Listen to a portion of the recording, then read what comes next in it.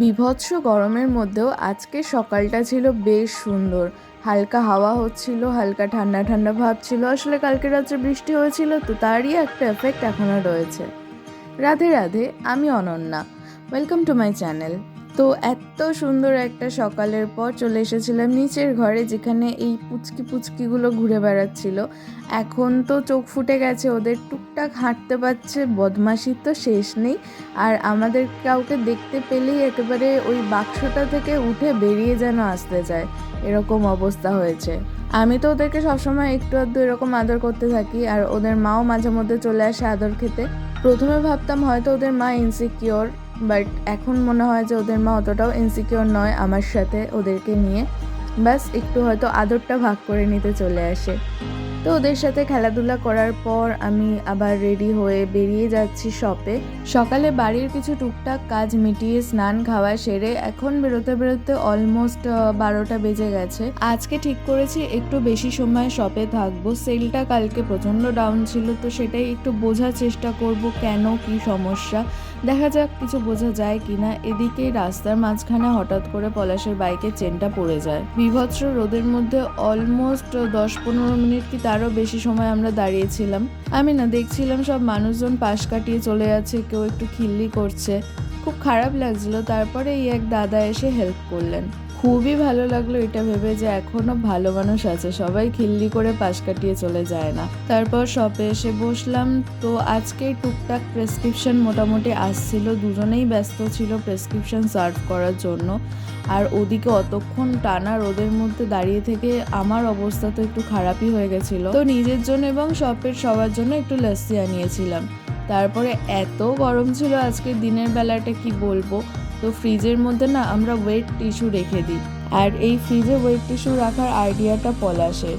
তো এত গরম, এত ঘাম, তো ভাবলাম একটু ওয়েট টিস্যু দিয়েই নিজেকে পরিষ্কার করা যাক। কারণ আজকে তো আমি বাড়ি যাইনি, এখন অলমোস্ট 4টে মতো মনে হয় বাজে। তো সে কারণেই একটু নিজেকে রিফ্রেশ করার চেষ্টা করছিলাম। আর যে জন্য আজকে ছিলাম, সেলটা ডাউন ছিল, তো ভাবলাম আজকে সারাদিন থাকবো। তো দেখলাম যে সেল মোটামুটি আজকে ঠিকঠাক চলছে, খুব একটা খারাপ নেই, অ্যাটলিস্ট কালকের মতো খারাপ তো নেই। তারপরে আবার একটু চোখে মুখে জল টল দিলাম। আর এদিকে তো প্রেসক্রিপশন কন্টিনিউ আসছিল মোটামুটিভাবে। এখন পলাশ নেই, তাপসদা আর আকাশ দুজন আছে। তো তাপসদা প্রেসক্রিপশন সার্ভ করে আমাকে বলে দিচ্ছিল, আমি লিখে দিচ্ছিলাম খাবার নিয়ে। আমার আকাশ সামনের দিকটা সামলাচ্ছিল। এদিকে আমার পেয়ে গেছিলো ভীষণ খিদে, কারণ সকালে আমি শুধুমাত্র ডালিয়া খেয়ে চলে এসেছিলাম। তো একটু ক্র্যাভিং মেটানোর জন্য খেয়েছিলাম 20 টাকার ফুচকা। তারপরে আবার খেয়েছিলাম এই ছোলার মিক্সচারটা, এটা আমার ওয়ান অফ ফেভারিট। সন্ধ্যের দিকটা একটু বাড়িতে যাব ভাবছিলাম ফ্রেশ হওয়ার জন্য। তো তখন আবার একজন পেমেন্ট নিতে আসার কথা ছিল, তো ভাবলাম থাক একেবারে সন্ধ্যেটা দিয়ে নিয়ে তারপরেই যাব।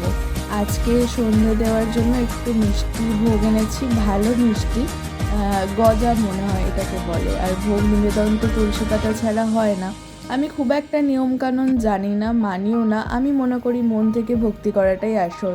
কিন্তু তুলসী পাতার কনসেপ্টটা যেহেতু জানি, তাই জন্য তুলসী পাতাটাও আমি নিবেদন করি। তাপসদার ডিউটি থাকে 5টা অবধি, তো আজকে তাও 5:30 অবধি ডিউটি করে তাপসদা বাড়ি চলে গেছে। এখন আছে পলাশ আর আকাশ। আজকের সেলটা মোটামুটি যেহেতু ভালো হয়েছে, তাই জন্য আজকে ঘটে 500 টাকা রাখতে পেরেছি, বেশ আনন্দ লাগছিল।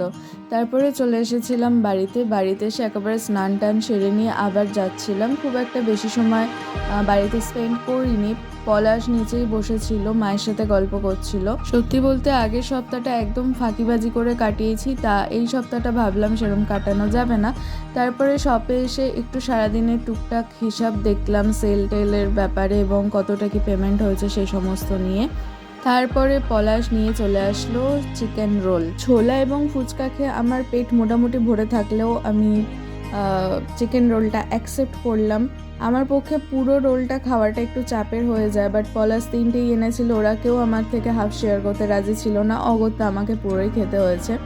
এদিকে পলাশের বদমাশি দেখুন, এই হচ্ছে আকাশ, আর ও না লঙ্কা খেতে ভীষণ ভালোবাসে। ও নাকি এক একটা করে পুরি খায় বা কচুরি খায়, তার সাথে একটা করে গোটা লঙ্কা খায়, মানে 6টা পুরি খেলে 6খানা লঙ্কা ওর চাই।